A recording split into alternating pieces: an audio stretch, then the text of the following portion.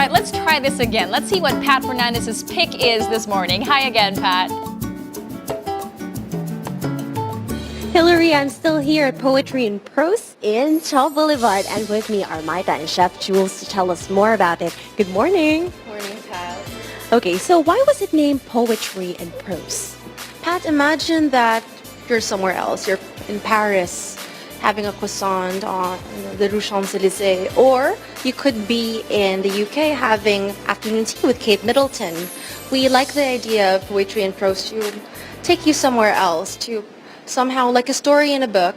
While you're having your pastries or you're sipping your tea, you're somewhere else. And pastries in itself, they're an art. They're like stories themselves. They're like stories and they're like poems as you try different things.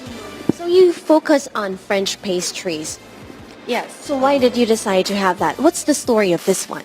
This is the Mont Blanc. It's actually a bit of a meringue with chestnut cream. It's almost Christmas. It's the kind of thing to have.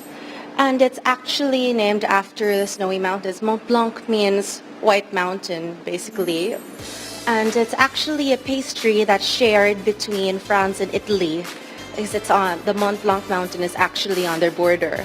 So, yeah, I hope you like how it tastes. It's very festive, yet the sweetness is not overpowering. And this one is like a huge cream puff that's actually made more interesting with what's inside. Yeah, that's the Gâteau Saint-Honoré. It's actually an interesting thing is that this pastry here is done in honor of a saint, Saint-Honoré himself, who's said to be the patron saint of bakers. It's basically a choux pastry with custard at the bottom and actually a type of cookie underneath. This is really a treat. I think kids would love this because you see the cream puffs on top? Huge. And this one was named after an assistant chef, I heard? Yeah, it's a Madeleine. So this assistant chef, Madeleine, when one of the kings in France wanted to throw a little party, the chef was sick. So she had to come up with something to, well, entertain the guests. Something, because, you know, it's a French court. You have to be extravagant. So she thought of seashells and she made a little mold, which is nowadays hard to find. And she created these shell-like pastries over here. And the king decided, what's your name? That's going to be the name of the pastry. It's like a bite of sunshine. See?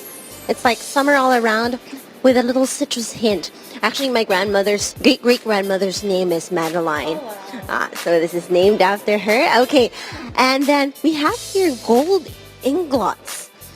And what's the name of this? Those are called financiers. Actually, they're it's funny you mentioned gold ingots because they were made in the financial district in France originally.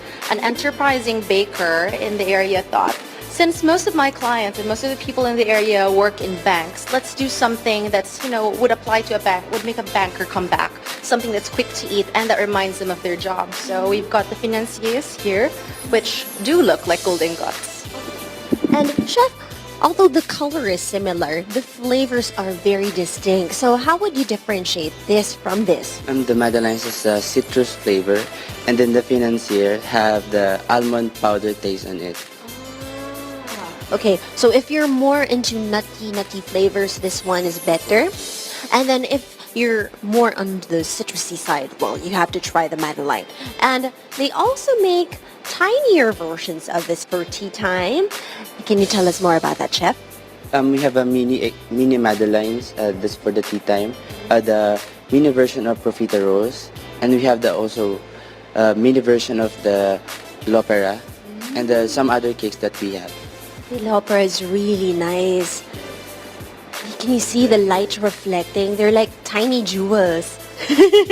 Okay, so if you can't get enough of chocolate, they also put their chocolate in their main course. So can you tell us more about this? This is our beef stew with dark chocolate glaze. Actually, it's just a typical beef stew with dark chocolate on it. And it's matching with the mashed potato. It's super yummy.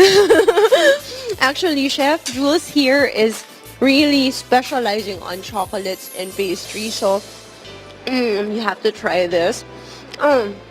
So can you invite our viewers to come over and check out Poetry and Prose?